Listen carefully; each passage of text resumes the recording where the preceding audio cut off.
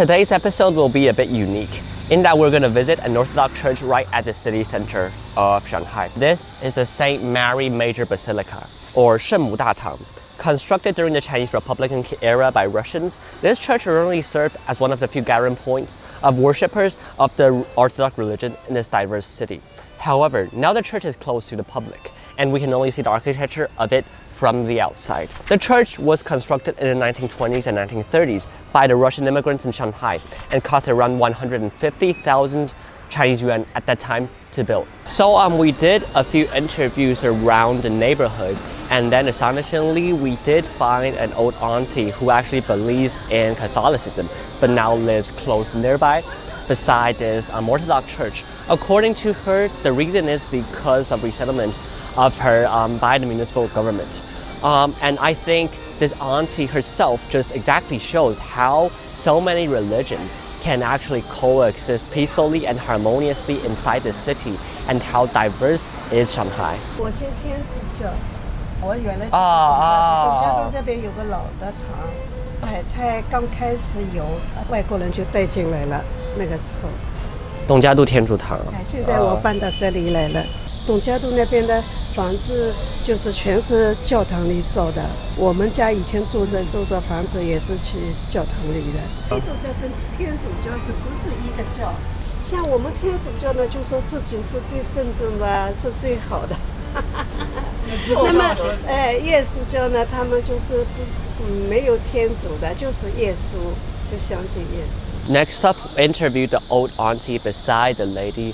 Unfortunately, we got re-emphasized on how we cannot go into the interior of the church. However, the church did once thrive to the public, in which in the 1930s, when the Japanese army invaded northern China, the church acted as one of the assembly points, while Shanghai acted as the only gathering city of all believers in the Orthodox religion across the country. In other words, China. 内部开放的，对外绝对不开放。整个建筑绝对是你看不到的，它是很悠久的那个历史，没有一个地方的教堂像他们这么高的，他们内部很高很高，从下面到顶一直是通的。Finally, we interviewed a foreigner from Switzerland, and from her mouth, we've been told that the architecture of the church, in fact, differed from what she's seen from Orthodox churches in Switzerland.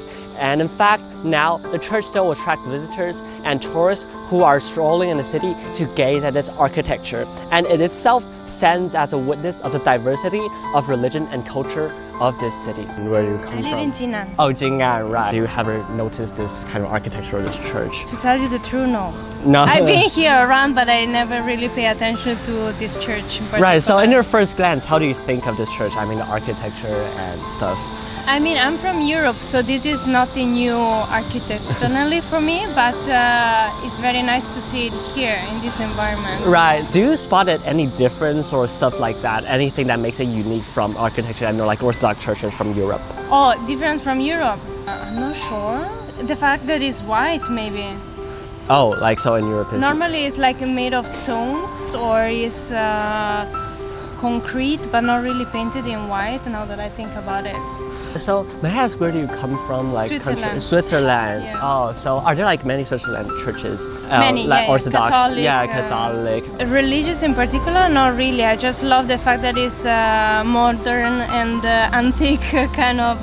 There is European and Western and East combined very well in this area. Right.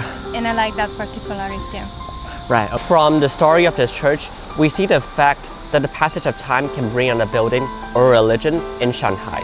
In its metropolitan, everything changes so fast, and sometimes it's hard to grasp the pace of a city as we individuals.